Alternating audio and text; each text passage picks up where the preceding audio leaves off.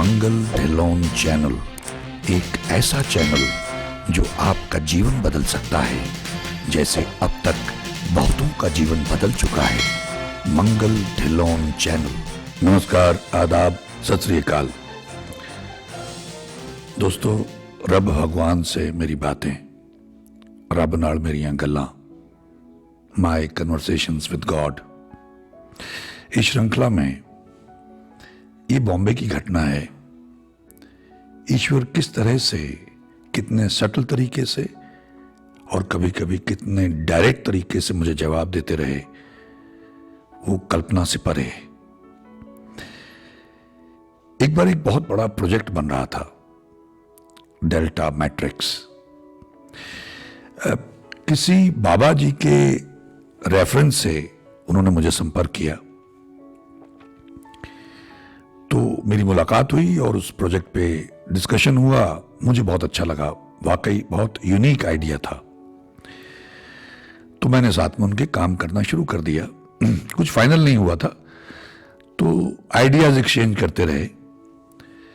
बॉम्बे के एक 5 star hotel में हमारी मीटिंग होती थी। तो 1.5 महीना मैंने उनके साथ में ये डिस्कशंस वगैरह की और 1.5 महीने के बाद में उन्होंने कहा कि हम लोगों ने अपना माइंड बना लिया है, जो मेन उसमें मालिक थे, कि आप हमारे साथ कॉन्ट्रैक्ट फाइनल कीजिए, कॉन्ट्रैक्ट साइन करिए। You will be our chief creative director, ऐसा कुछ टाइटल वो दे रहे थे। तो मैंने कहा ठीक है, हम लोग बात कर लेते हैं। कारण उन्होंने ये बताया कि हमने बहुत सारे लोग उस मीटिंग की, वो हॉलीवुड में जा चुके थे, चाइना में भी जा चुके थे, बहुत बड़ी बड़ी हॉलीवुड की जो फिल्में लोगों ने बनाई हैं उन डायरेक्टर से भी बात कर चुके थे। तो बहुत बड़ा प्रोजेक्ट था वो, मतलब ग्लोबली उसकी शूटिंग होनी थी, सारा डेजर्ट में और चाइना में और पता नहीं कहाँ कहाँ, अमेरिका में। तो मैंने कहा अच्छा, मैं ये सिख इतिहास पे काम कर रहा था, लगा रहता था अपने एजुकेशनल डॉक्यूमेंट्रीज, डॉक्यू ड्रामास बनाने, रिसर्च करने। तो और इस चक्कर में मैंने अपना, मुझे टाइम नहीं मिलता था, तो फिल्मों में जो काम करना मेरा कम हो गया, सीरियल्स वगैरह में मैं इसी में उलझा रहता था। तो अब 1.5 महीने की मेहनत के बाद जब उन्होंने देखा, तो कहने लगे बहुत सारे लोगों से हमने बातचीत की है यहाँ बॉम्बे इंडस्ट्री से, तो ज़्यादातर लोग जो उनको मिले वो उनको खुश करने के लिए हर चीज़ में यस यस, हाँ में हाँ मिलाने लगते थे, जो उनको पसंद नहीं आया। और मैं उनको, जो मुझे पसंद नहीं आता था, क्योंकि मेरा कोई मकसद ऐसा नहीं था कि मुझे उनको प्लीज करना, उनको खुश करना है, नहीं, जो मुझे ठीक लगता है ठीक है, नहीं तो नहीं है। तो मेरे आइडियाज भी उनको बहुत अच्छे लगे। तो उन्होंने कहा कि आप ही करेंगे, क्योंकि आप चापलूसी नहीं करते हैं, जो आपको ठीक लगता है ठीक है, नहीं लगता नहीं है। तो हम आपको एज एन एक्टर भी इस्तेमाल करेंगे, एज राइटर भी, लेकिन डायरेक्शन में हम आपको मेनली इस्तेमाल करेंगे। तो मैंने कहा ठीक है, मेरे मन में ये विचार आया कि चलो इतना बड़ा प्रोजेक्ट है, मैं इतनी देर से एक तरह से आउट हूं, तो ये अच्छा एक बैंक के साथ में वापस आऊंगा। हमारी इंडस्ट्री के बड़े बड़े स्टार्स उन्होंने उसमें लेने थे, मैं नाम नहीं लूंगा जिसका जिक्र हो रहा था उस वक्त। तो अब ये फाइनल बात आ गई कि एग्रीमेंट साइन करना है। तो ये तय हुआ कि चलिए मेरे इन-लॉज के यहाँ मिलते हैं शाम को डिनर पे। तो वो टाउन में रहते थे मेरे इन-लॉज, तो हम वहां मिले, मेरी वाइफ भी वहीं थी। तो डिस्कशन लगी, तब मैं थोड़ा बहुत ड्रिंक करता था, तो मैंने ऐसे ओकेजनली कोई दोस्त आ गया ऐसे, तो बैठ के उनके साथ में 1-2 ड्रिंक ले लेता, तो मैं उनके साथ में ड्रिंक ले रहा था। डिस्कशन लगी तो पैसे की बात आ गई कि आप क्या चार्ज करेंगे। तो मैंने कहा आप क्या दे सकते हैं, तो रिक्वायरमेंट क्या होगी आपकी। तो उन्होंने कहा कि 7 साल, शायद मुझे एग्जैक्टली याद नहीं, बहुत पुरानी बात हो गई है, 7 साल 24/7, 7 years 24/7 पैसे बताइए। तो मैं सोचने लग गया कि ये 7 साल कह रहे हो, 24/7, मतलब वहां पता नहीं कहां कहां जाके क्या, पहले तो उसकी प्लानिंग ही बहुत बड़ी थी, जो प्री प्रोडक्शन था उसका, और उसका ऐसा ही फिर प्रोडक्शन होना था, और ऐसा ही पोस्ट प्रोडक्शन होना था, और फिर उसकी रिलीज वगैरह ऑल ओवर वर्ल्ड। बहुत बड़ा प्लान था, बहुत बड़ा बजट था। तो डिस्कशन होते होते होते होते पैसे पे आके बात अटक गई कि आप कितने मांग सकते हैं। उन्होंने मुझसे ये कहना शुरू कर दिया। मैंने कहा आप कितने दे सकते हैं, नहीं आप कितने मांग सकते हैं। तो मेरी वाइफ, मेरी मदर इन लॉ वगैरह थे वहाँ, तो उन्होंने कहा बता दो इनको। तो ये खींचातानी करते करते हमको करीब 2-2:30 बज गए रात के। सो वो वाइफ से कहने लगे कि आप इनसे कहिए हमको तो यही आदमी चाहिए। हम इनके मुंह पे कह रहे हैं कि यही आदमी चाहिए और ये जितने मांगेंगे हम देंगे। अब मैंने जो अपनी कैलकुलेशन की या पत्नी के साथ बातचीत की, तो मुझे लगा ऐसा कि भाई एक्टिंग में भी होगा और डायरेक्शन में तो हूँ ही और राइटिंग में भी मैंने योगदान देना है, तो कुल मिला के मुझे 25-30 करोड़ रुपया मिल सकता है, ऐसा मेरा, क्योंकि जितना बड़ा वो प्रोजेक्ट था और जो इतने साल उसमें लगने थे, 24/7 का मामला था कि 25-30, और ये काफ़ी साल पहले की बात है, तो ये अपने आप में बहुत बड़ा अमाउंट था, आज भी है। तो जब ये बात हुई कि आप कितना मांग सकते हैं और मुझे लगा कि इतना ये मुझे दे देंगे, थोड़ा बहुत हो सकता है हैगलिंग करते, लेकिन दूसरा मेरे दिमाग में विचार ये आने लग गया कि जो काम मैं कर रहा हूं, सिख इतिहास को संभालने का, प्रचारने का, उस पर रिसर्च है। हमारे सिख इतिहास में मिलावट बहुत है, चुनौतियां बहुत हैं। हमारी जो HGPC है वो आपको अप्रूवल नहीं देती है, गुरुद्वारों में दिखाने नहीं देती है, कोऑपरेट नहीं करते हैं, ना आपको DVDs रखने देंगे और ना जल्दी आपको दिखाने देंगे। गुरुद्वारे वाले भी इतना आपको इनकरेज नहीं करते हैं। तो बड़ा चैलेंजिंग मामला है, कैसे इसमें से रास्ता निकाला जाए। अब ये कह रहे हैं, तो मान लीजिए मैं इनके साथ चला जाता हूं, वो तो काम मैं कर ही रहा हूं, इतने सालों से लगा हुआ हूं, और मुश्किल काम है, मेहनत का काम है, बहुत ज्यादा तपस्या का काम है। और अगर मुझे इतना पैसा मिलने लग गया और वो ग्लैमर की इंडस्ट्री और वो तमाम, मतलब वो तो लेवल ही अलग है, और ये कह रहे हैं 24/7 वाला मामला है, 5-7 साल की ये बात कर रहे हैं, तो हो सकता है मैं बिगड़ जाऊं, हो सकता है कि मैं इतना आराम परस्त हो जाऊं या इतना अय्याश हो जाऊं कि ये काम तो मैं करूंगा नहीं, क्योंकि तो बहुत ही मुश्किल काम है, बहुत चैलेंजिंग काम है और बहुत मेहनत का काम है। पैसा है नहीं, बजट है नहीं, कहीं से फंडिंग का जुगाड़ नहीं हो पाता, बड़ी मुश्किल से उसका अरेंजमेंट करना पड़ता है और इतनी रिसर्च करनी पड़ती है, इतनी मिलावट है, तो ये काम तो रह जाएगा। मैं दूसरों से कहूंगा तो शायद वो उतनी तन्मयता से, उतनी डिवोशन से ना करें, क्योंकि इसमें तो मुझे ही बैठ के करना होता है, क्योंकि ईश्वर ने मेरे ऊपर इस तरह की कृपा की हुई है और उसकी कृपा से मैं कर पा रहा हूं। दूसरे तो इसको कमर्शियली लेंगे। ऐसा मेरे दिमाग में एक द्वंद्व शुरू हो गया। तो काफी जब वो आदमी परेशान हो गया, बेचैन भी हो गया कि अजीब आदमी है, और पत्नी भी मुझसे एजिटेट हो गई कि भाई इनको बता दो। हम रूम में भी गए, साइड में जाकर कि कितना तुम्हें लगता है, why don't you tell him. तो मैंने उससे कहा कि ऐसा है कि अगर मैं इसको 25-30 कह देता हूं और ये मान गया, तो मुझे तो 5-7 साल इसी के साथ में रह के हमने तो सारी दुनिया में उस प्रोजेक्ट पे काम करना होगा। अब ये किसी को मेरी मूर्खता लग सकती है, जैसा कि मेरे परिवार को लगी, तो लेकिन ये काम तो बंद हो जाएगा। और हो सकता है उसके बाद में, क्योंकि इसका एक समय होता है और जितने प्रेम से, जितनी श्रद्धा से, डिवोशन से मैं लगा हुआ हूं, उसके बाद मैं इसको कैजुअली लेना शुरू कर दूं, कुछ बंदे लगा दूं, चलो ये कर लो, वो कर लो, इसको रिसर्च कर लो, फलाना कर लो और इसको शूट कर लो और बना लो। तो वो जो एक डिवोशन के साथ में जो मेरी इबादत बनी हुई है, वो जो इसमें एक रस है, वो जो इसमें एक तप है, वो जो एक प्रेयर बना हुआ है, वो तो नहीं रहेगा। अब ये बात मेरी पत्नी की समझ में नहीं आ रही थी। उसको लगा कि ये आदमी मतलब किस तरह की सोच रखता है, तो वो थोड़ा एजिटेट होने लगी मेरे साथ। खैर मैं उसके द्वारा के बाहर बैठा तो उसने कहा बताइए मुझे, अब तो बहुत देर हो गई, अब चलना चाहिए। तो मैंने कहा भाई मैं आपसे इतना ही कहना चाहता हूं, मुझे मालूम है जितना पैसा मैं आपको कहूंगा आप मुझे दे देंगे, लेकिन जिसने आपको इतना 100 करोड़ इतने बड़े प्रोजेक्ट पे लगाने के लिए दिया है, आपके आने से पहले ही मैं उसके हाथों बिक चुका हूं। मैंने उसकी चाकरी कर ली है, क्योंकि 7 साल अगर मैं आपके साथ लगा रहा तो ये काम का क्या होगा। ये सेवा है, मैं इस सेवा को छोड़ नहीं सकता हूं। मैं उसके हाथों पहले ही बिका हुआ हूं। आप तो बहुत देर बाद पहुंचे मेरा सौदा करने के लिए, मेरे टैलेंट का मैं आपका शुक्रगुजार हूं, लेकिन ये नहीं छोड़ सकता हूं। तो वैसे वॉलंटरली या आप मुझे जो भी देना चाहें दे दीजिएगा, मेरे पास वक्त होगा, इस काम के बाद जो वक्त होगा मैं देने के लिए तैयार हूं, मैं मना नहीं करता हूं। तो उन्होंने कहा नहीं, ऐसे नहीं होगा, आपको कमिटमेंट करनी होगी, एग्रीमेंट साइन करना होगा और आपको अवेलेबल रहना होगा। ऐसा नहीं है कि जब आपको ये काम से फुर्सत मिलेगी आप बाद में कर लीजिएगा। तो जैसे हमारे कहते हैं कि क्या पता किसने देखा किस राजा की प्रजा होगी 5-7 साल के बाद में, और मेरी मानसिकता क्या होगी, क्योंकि ये तो पैसा है, चकाचौंध है, ग्लैमर है, ये तो मुझे बहका सकता है। उस आदमी को मेरी बात पता नहीं पकड़ में आई या नहीं आई, लेकिन वो निराश हुआ और वो 3 बजे करीब वहां से चला गया। मैं भी चला आया। पत्नी और सास मुझसे नाराज थी। वो पत्नी मेरी सास के पास ही रहती थी टाउन में। मैं यहां वर्सोवा में मेरा ऑफिस है और रेजिडेंस भी है, तो वहीं मैं रहता था, तो वहां आ गया।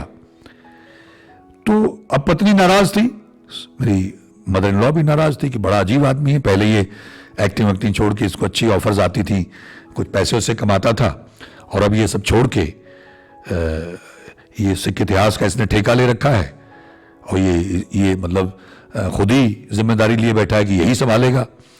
और अब इतना बड़ा चांस इसको मिल रहा था, इसने वो भी मना कर दिया, गवा दिया। तो मैं भी कहीं ना कहीं मन में थोड़ा उदास था, अपसेट था कि शायद मैंने गलती की। सीरियल से या फिल्मों से मुझे थोड़ा बहुत पैसा जो मिलता था, अब ईश्वर ने एक साथी मुझे एक खुला गप्फा उसको बोलते हैं पंजाबी में, एक मुश्त में इतनी बड़ी ऑफर दी कि ले अपने सारे शौक पूरे कर ले, तो मैंने वो भी मना कर दिया। तो शायद मैंने गलती की, लेकिन फिर लगा कि नहीं, जो मैं सोच रहा था वो भी तो सही है कि अगर मैं वहां चला जाऊंगा तो ये काम जिसमें मैं लगा हुआ ये तो छूट जाएगा। इसका मतलब मैं इसलिए कर रहा था कि मुझे कोई बड़ा ऑफर नहीं आ रहा था, अब बड़ा ऑफर आया तो छोड़ के भाग गया, इसका मतलब मैं झूठा आदमी था। इसका मतलब मैं एक मौका परस्त था। जब मुझे मनपसंद बड़ा काम कोई नहीं मिल रहा था तो मैंने कहा मैं तो बहुत बड़ा सेवादार हूं, तब कर रहा हूं, सिख कौम की सेवा कर रहा हूं, इतिहास को संभाल रहा हूं, धर्म पे काम कर रहा हूं, और जैसे मुझे मौका मिला छलांग मार के भाग लिया। इसका मतलब तो यही निकलेगा। ये द्वंद था, अंतर्द्वंद। तो घर पे रहा मैं काफी देर तक लंच के बाद, लेकिन कहीं ना कहीं अपसेट तो था, मैं मन उदास था, दुविधा सी में था कि शायद मैंने ठीक नहीं किया है। या तो मैं बड़ा संपन्न होता, मुझे फंड्स की कोई कमी ना होती, फिर तो अलग बात थी, फंड्स की प्रॉब्लम तो चलती रहती थी। ये उधेड़बुन में मैं ऑफिस आया, और ऑफिस में उन दिनों मैं कुछ शब्द वगैरह, मैंने एक सिस्टम शुरू किया था कि जब भी ऑफिस जाऊंगा तो वहाँ जैसे होता ना, शुरू में आप गुरु ग्रंथ साहब नेट पे मिल जाते हैं, तो वो आप गुरु ग्रंथ साहब का पाठ करें, जितना भी कर सकते हैं थोड़ा सा आप, उसके बाद काम शुरुआत करें। और मैं कुछ ढूंढ भी रहा था कि मुझे कुछ ट्रांसलेशन चाहिए थी, तो मैं गया और मैंने कंप्यूटर अपना ऑन किया उसी उधेड़बुन में। तो गुरु ग्रंथ साहब मैंने उनको ओपन किया, और जो सर्च कर रहा था, ऐसे मैं सर्च करने लगा तो मेरे सामने एक शब्द आ गया गुरु नानक देव जी महाराज का। ये शब्द आप देखिए आपके सामने। ये शब्द मैंने जब अर्थों के साथ में पढ़ा तो यकीन मानिए मैं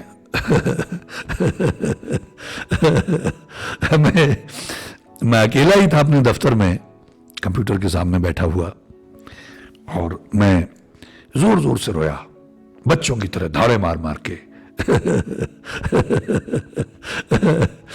उसका कारण यह था कि शब्द के जरिए, मैं इसका भावार्थ आपके साथ में बाद में साझा करता हूं, इस शब्द के जरिए, अब ये कोइंसिडेंस नहीं हो सकता है कि मेरी जो उधेड़बुन चल रही थी कि इतना पैसा एक साथ आ रहा था, इतना बड़ा प्रोजेक्ट, इतना बड़ा नाम होता, इतना रुतबा होता, और मैंने छोड़ के गलती कर दी शायद, लेकिन ये भी फिर छूट जाता, तो एक द्वंद था।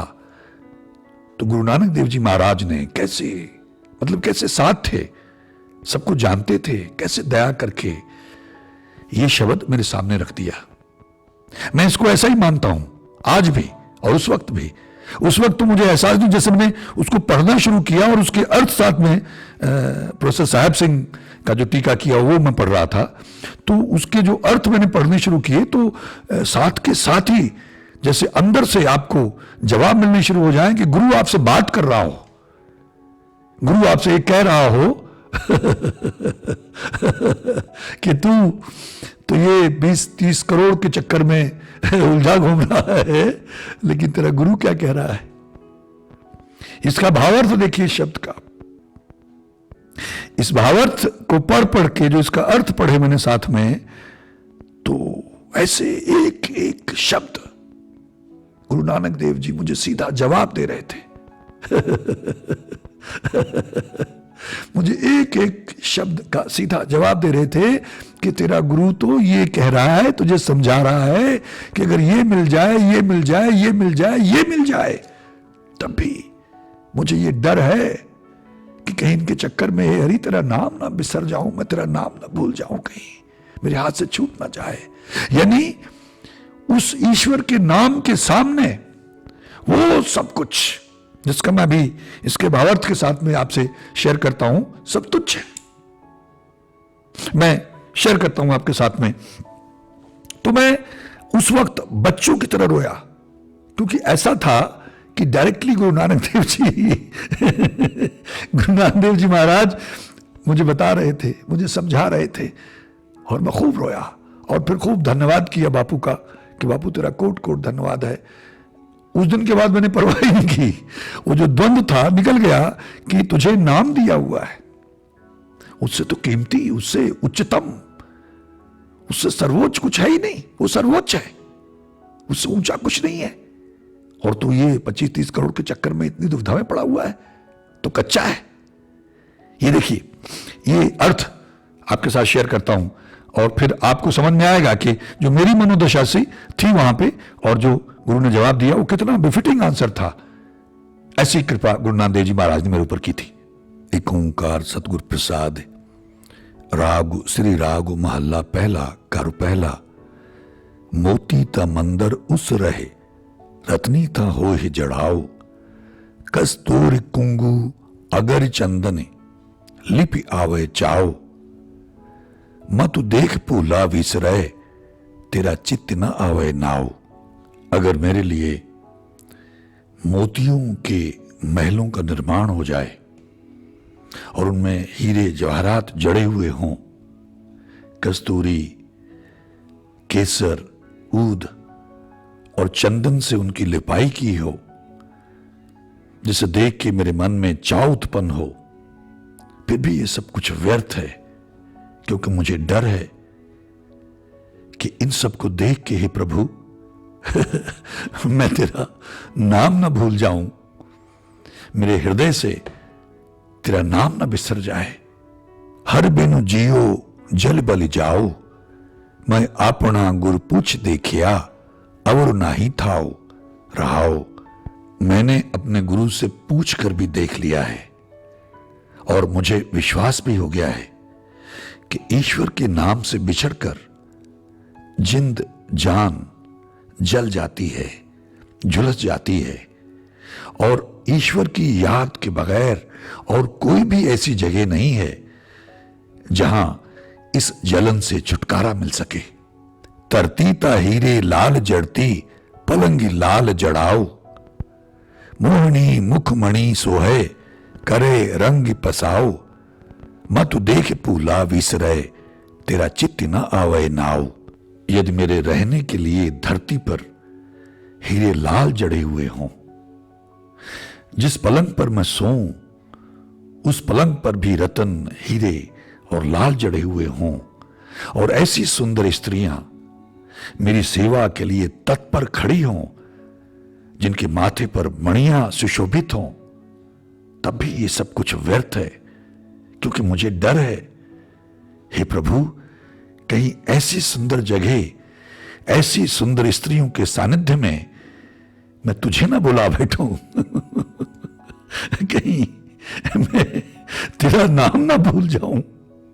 सिद्ध होवा सिद्ध लाई, रिधि आखा आओ, गुपत परगट होए बैसा, लोक राखे पाओ, मत देख भूला विसरे, तेरा चित्त न आवे नाव। यदि मैं कोई बहुत बड़ा पहुंचा हुआ योगी बन जाऊं, यदि मैं कोई बहुत बड़ा पहुंचा हुआ योगी बन जाऊं, योग की तमाम ऊंचाइयों को हासिल कर लूं, योग से हासिल होने वाली तमाम शक्तियों को जब आवाज दूं तो वो हाजिर हो जाएं। योग की ताकत से जब चाहूं गायब हो जाऊं, जब चाहूं प्रकट हो जाऊं। सारा संसार मेरा आदर करे, मेरे सामने नतमस्तक हो, तब भी ये सब कुछ व्यर्थ है, क्योंकि मुझे डर है कि उन रिद्धियों सिद्धियों के कारण उन्हें देखकर, हे प्रभु, कहीं मैं तुझे ना बुला बैठूं, कहीं मैं तेरा नाम ना भूल जाऊं। सुल्तान होवा मेली लश्कर तखत राखा पाओ, हुक्म हासिल कर बैठा नानका सब वाओ। मत देख भूला विसरे तेरा चित्त न आवे नाओ। अगर मैं बहुत बड़ी फौज इकट्ठी करके कोई बहुत बड़ा बादशाह बन जाऊं और बहुत बड़े तख्त पर बैठकर अपना कोई शहनशाही हुक्म चलाऊं, हे नानक, तब भी ये सब कुछ व्यर्थ है, क्योंकि मुझे डर है कि उस राजपाट के चक्कर में, हे प्रभु, मैं कहीं तुझे ना भुला बैठूं, कहीं मैं तेरा नाम ना भूल जाऊं। ये गुरु साहब का फरमान है। मतलब अगर हम इस शब्द के भावार्थ को और से समझने का प्रयास करें तो कितनी बड़ी महिमा है नाम की। और यही मुझे चोट लगी उस वक्त कि मैं 25-30 करोड़ के चक्कर में इतना विचलित था, परेशान था, सोच रहा था शायद मैंने गलती की, और गुरु साहब ने मुझे जवाब दिया और मुझे ऐसा लगा, इसलिए मैं भाव विह्वल हो गया उस वक्त कि तेरा गुरु क्या कह रहा है। गुरु तुझे समझा रहा है कि नाम की इतनी बड़ी महत्ता है, नाम की इतनी बड़ी कीमत है कि हरिनाम के सामने सब कुछ तुच्छ है। हीरे जवाहरात, वो शक्तियां, योग की वो शक्तियां कि आप कहीं भी पहुंच सकते हैं, प्रकट हो सकते हैं, वो बादशाहत, वो तख्तो ताउस वो धरती में हीरे जवाहरात जड़े हुए हों, वो ऐसी स्त्रियां सुंदर जिनके माथे पर मणियां उकरी होती हैं, सुशोभित होती हैं, वो आपकी सेवा में तत्पर खड़ी हों, वो सब कुछ नाम के सामने, ईश्वर के नाम के सामने व्यर्थ है। ये सत्य अगर हमारी पकड़ में आ जाए, देखिए एकदम तो नहीं आएगा, धीरे धीरे बात पकड़ में आएगी। आती हुई भाग्य से है, मैं बार बार ये प्रार्थना करता रहता हूं कि जब वो पिछला बोया हुआ कभी अंकुरित होगा, तभी ये बातें फौरन पकड़ में आएंगी। आनंद आएगा, रस आएगा, वैराग्य आएगा, अन्यथा कोरे रह जाएंगे। इसका मतलब मैं पहले भी कई बार जिक्र कर चुका हूं, उतनी ही दूरी है। तो ईश्वर ने मुझे, गुरु साहब ने, गुरु नानक देव जी महाराज ने कृपा करके, दया करके मुझे समझाया, रास्ता दिखाया। तो एक बार तो आपको वैराग्य आता है, फिर आप सीधे रास्ते पे चलने लगते हैं। और उसके बाद मुझे कोई परवाह ही नहीं थी, मैंने कभी परवाह की नहीं उसके बाद, क्योंकि आपको ये संकेत, आपको ये इशारा, और इसको आप संकेत भी नहीं कह सकते, तो क्लियर कट समझाना हुआ, बताना हुआ कि जो तुझे दिया है या जो तू हासिल करना चाहता, या जिस मार्ग पे तू चल रहा है, उससे अनमोल तो इस संसार में, सृष्टि में और कुछ है ही नहीं। उस मालिक के नाम से उत्तम, महंगा, अनमोल, दुर्लभ कुछ है ही नहीं। उसके सामने ये तमाम चीजें व्यर्थ हैं, तुच्छ हैं। बादशाह, तख्तो ताउस, हीरे जवाहरात, योग शक्तियां, आप जो भी कहें, वो सब गुरु साहब ने मुझे ऐसे समझाया। और जब मैंने जैसे वो शब्द पढ़ा और साथ में उसके अर्थ पढ़ने शुरू किए, तो मैं बहुत भावविह्वल हो गया, क्योंकि वो डायरेक्टली मुझे जवाब था। ऐसा नहीं है कि कुछ सांकेतिक भाषा थी, तो बहुत डायरेक्ट जवाब था। मैं उम्मीद करता हूं कि हमारे जो मित्र उलझे रहते हैं, परेशान रहते हैं, उन्हें इस बात का एहसास हो रहा होगा कि ईश्वर का नाम कितना दुर्लभ है, कितना अनमोल है। अगर हमारे जीवन में ईश्वर का नाम है तो फिर हमें और किसी चीज की परवाह नहीं करनी चाहिए। बाकी सब कुछ इट जस्ट फॉलो, पैसा, नाम, शोहरत, दौलत तो आपके पीछे पीछे भागेगी।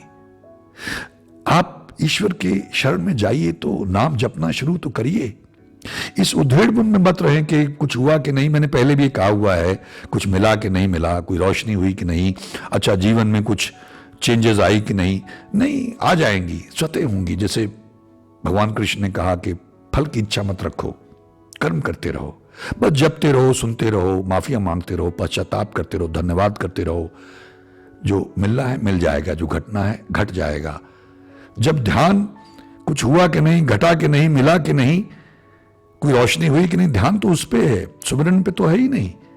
बस जपते रहना है, सुनते रहना है, रात को रिपीट पे लगा के सोना है। रिपीट के कैसे लगाना है ये मैं बताऊंगा आप लोगों को, एक वीडियो बना के डालूंगा। आई एम सॉरी, वो बार बार मैं कहता रहता हूं, लेकिन बहुत देर हो गई, तो मैं बताऊंगा आपको कैसे रिपीट पे लगाना है। वो डाउनलोड कैसे, कहां से करना है। यूट्यूब से थोड़ा मुश्किल होगा, वो लंबा प्रोसेस है उसको डाउनलोड करने का, भजनों को, शब्दों को। sickfilm.com से हो जाएंगे डाउनलोड, लिंक में जाके। और फिर कैसे रिपीट पे चलाना ये मैं बताऊंगा। तो ये दृष्टांत मैंने जैसे बार बार कहा, मैं भूल जाऊं लेकिन ईश्वर मुझे याद दिला देते। इनका मकसद क्या है कि अगर मुझ पे कृपा की है तो किसी पे भी कृपा हो सकती है। मेरे जैसा निर्गुण आदमी जो उस ग्लैमर वर्ल्ड में लगा हुआ था, खचित था कि और सीरियल मिले, और फिल्में मिलें, रोल मिले, पैसे कमाए, नाम, शोहरत, खाना पीना, मौज मस्ती, लेकिन बाह पकड़ गुरु काढ़या कीना अपनाया। तो मेरा कुछ पिछला बोया हुआ था, मेरा पिछला तप था, इसलिए मैं कहता हूं इस जन्म में करो तो आपका इकट्ठा होता रहेगा। जब मतलब बरका हो जाएगा तो बात बननी शुरू हो जाएगी, लेकिन जमा तो हो रहा है। लेकिन करिए ना, मन से शुरुआत करिए। मेरी सुनिए, मेरी प्रार्थनाओं का जवाब दिया है। मैं जब भी द्वंद्व में था, उलझन में था, तो जवाब दिया। आपको भी देता होगा, लेकिन हम पकड़ नहीं पाते हैं, हम पहचान नहीं पाते हैं। हम अपने ही चक्रों में इतने उलझे रहते हैं कि हमें पता ही नहीं चलता है कि बापू जवाब दे रहा है। मूर्ख, अब इसको अगर मैं ऐसे पढ़ के छोड़ देता तो निकल गया था, लेकिन बात फौरन पकड़ में आई कि बापू जवाब दे रहा है कि जो तुझे दिया है मूर्ख, या दे रहा हूं या देने वाला हूं उससे उत्तम, उससे महंगा कुछ नहीं। वो सर्वोच्च है, सर्वोत्तम है। और तू ये 20, 25, 30 करोड़ के चक्कर में विचलित हुआ घूम रहा है। ऐसे ही हम लोग, जिसकी जैसी अवस्था होती है, जैसी सिचुएशन में आदमी होता है, कई बार हमारे लिए 100-200 रुपए भी बड़ा अहम हो जाता है। जैसे मैंने एक घटना का जिक्र किया था, 500 रुपए मेरे लिए बड़े अहम थे। कोटकपूरा में जब मुक्तसर में पढ़ता था, नहीं मिल रहे थे, रिश्तेदारों से भी नहीं मिले। तो कभी कभी मन धूप के कारण तड़पता है, और कभी फिर झूम के सावन बरसता है। एक बूंद भी मिलती नहीं, प्यास भी बुझती नहीं, और कभी रिमझिम घटाएं पीछा करती हैं। वक्त है, बदलता रहता है। तो आप निराश ना हो, विचलित ना हो, चिंतित ना हो, सब कुछ सुनिश्चित है। ये अगर तारतम्य बना है, ये अगर आप मेरे चैनल से जुड़े, ईश्वर का ही चैनल है क्योंकि मैं तो उसका चाकर हूं, कुकुर हूं, तो मुझे वो बुलवाते हैं, मैं बोल देता हूं, माध्यम मातृम बार बार मैं कहता रहता हूं। तो जिसको संदेश मिलना होगा, इस जो बहुत ही भयानक टाइम चल रहा है, चारों तरफ से बहुत भयानक टाइम है, तो इसमें जिसको ये संदेश मिलना होगा मिल जाएगा, वो पकड़ लेगा, फौरन उसकी बत्ती जल जाएगी। तो अभी से शुरू करो, जितना कर सकते हो। ये तमाम उदाहरणें, ये तमाम घटनाएं, ये मिसालें मैं इसलिए देता हूं, ये मेरे जीवन में घटी हैं। अब इनको मैं अपने पास ही रख लूं तो किसी को इससे क्या लाभ। चलो, मेरे अपने जीवन में था, अब मैंने आप लोगों से शेयर करने के लिए उनको दोबारा से रिफ्रेश किया। सालों पहले ये घटनाएं घटी, मेरे साथ ही चली जाती संसार से, लेकिन ईश्वर ने मुझे ये सूझ प्रदान की, सद्बुद्धि दी कि इसको शेयर कर, तो दूसरों को पता चले, वो भी आनंद लें जिन पे कृपा है, जो कहीं ना कहीं जुड़े हुए हैं, रस लेते हैं, जिनको आनंद आता है, या जो अधबीच में हैं तो उनको भी विश्वास आए, रास्ता मिले। इसलिए मैं इनको शेयर करता हूं, और मुझे आनंद आता है जब मैं इन बातों को शेयर करता हूं, रब भगवान से मेरी बातें, तो मैं तो ऐसे ही अनायास, मतलब ये धीरे धीरे मामला आगे बढ़ता गया, फिर पता लगने लग गया। और जैसे मैंने कहा 10 नवंबर 2018, उसके बाद बिल्कुल प्रकट रूप में अब उन घटनाओं को, जैसे मैं बार बार आपसे बताता रहता हूं कि दरबार साहब में, अमेरिका में, वहां, यहां ये हुआ, बॉम्बे में ये हुआ, तो आदमी को यकीन नहीं आता है कहीं ना कहीं। उसको लगता है कि हो सकता है ये, मतलब मूर्खता की पराकाष्ठा बता रहा हूं आपको, कि ये कोइंसिडेंस हो। मतलब मैं भी बहुत देर तक यही सोचता रहा। मतलब आप देखिए, मैं इतनी जल्दी मानने वाला नहीं हूं। मैं अपने आप को बहुत इंटेलिजेंट समझता था सब लोग समझते हैं अपने आप को बहुत इंटेलिजेंट, तो बड़ा एनालिटिकल ब्रेन था कि ऐसे कैसे हो गया, ये कैसे हो सकता है, मतलब बहुत बाल की खाल उतारनी। तो मैं इतनी जल्दी मानने वाला नहीं था। लेकिन ईश्वर तो ईश्वर हैं, उनके तो बड़े कमाल के तरीके हैं। लेकिन अच्छा, वो आपसे मनवा कैसे भी सकते हैं, लेकिन मेरा अपना जो भाग्य था, मेरा ऐसा तरीका था, मुझे ऐसे मनवाया। किसी को अलग ढंग से भी मनवा सकते हैं, सबकी अपनी अपनी जर्नी है। तो विश्वास रखें, ईश्वर हैं, वो सब जगह विराजमान है, कण कण में विराजमान है। ईश्वर है तो सब कुछ है। जैसे कुछ लोग बीच में सवाल करते थे कि अच्छा भूत है तो भगवान भी होंगे मतलब ये बड़ा विचित्र बात है। नहीं, भगवान है तो भूत भी है, भूत है तो भगवान नहीं, भगवान है तो भूत भी है। सब कुछ उसके होने से है। तो अपने जो विश्वास है उसको परिपक्व करें, क्योंकि कमी वही है, हमारा विश्वास नहीं है। जैसे मैंने पहले भी कहा, दो जगह नहीं है, हमारे विश्वास में और हमारी याद में, बाकी सब जगह है। बस जब वहां आ गया, बात बन जाएगी, रोशनी हो जाएगी, उजाला हो जाएगा, आनंद बन जाएगा, चिंताएं खत्म हो जाएंगी, बेफिक्री, बेपरवाही, बेगर्जी, बिल्कुल आपको किस तरह की चिंता नहीं रहेगी। इवन मौत का भय नहीं रहेगा, क्योंकि घर जाना है, अपने बापू के पास जाना है। मैं उम्मीद करता हूं कुछ मित्रों की बात पकड़ में आई और इसका अनुसरण करने का प्रयास करेंगे और हरिनाम को जप के, सुन के उससे पूरा लाभ लेने का प्रयास करेंगे, ताकि हम लोग अपना जीवन सार्थक करके जाएं, जीते जी मुक्त होके जाएं। आप सबका बहुत बहुत धन्यवाद। ईश्वर हम सबका भला करे। नमस्कार, जय हिंद, जय भारत। मंगल ढिल्लोन चैनल एक ऐसा चैनल जो आपका जीवन बदल सकता है, जैसे अब तक बहुतों का जीवन बदल चुका है। मंगल ढिल्लोन चैनल